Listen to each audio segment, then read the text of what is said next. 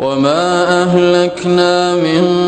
قرية إلا لها منذرون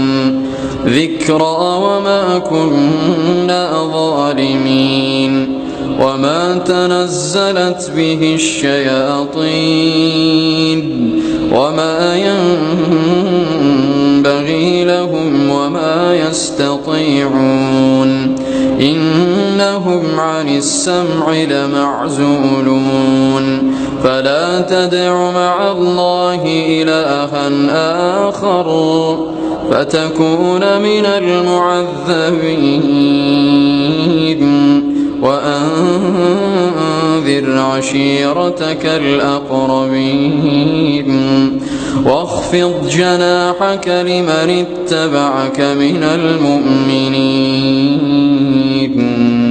فإن عصوك فقل إني بريء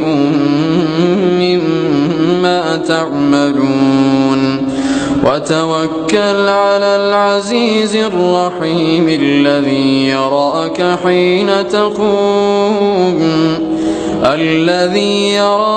حين تقوم وتقلبك في الساجدين إنه هو السميع العليم هل أنبئكم على من تنزل الشياطين تنزل على كل أفاك أثيم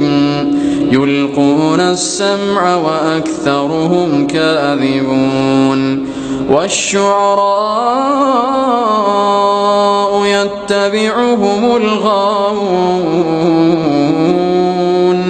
ألم تر أنهم في كل واد يهيمون وأنهم يقولون ما لا يفعلون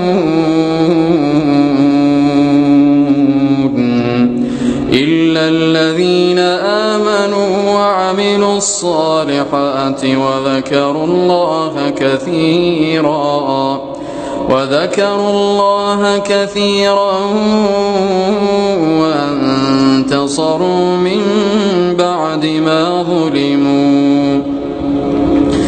وسيعلم الذين ظلموا أي منقلب ينقلبون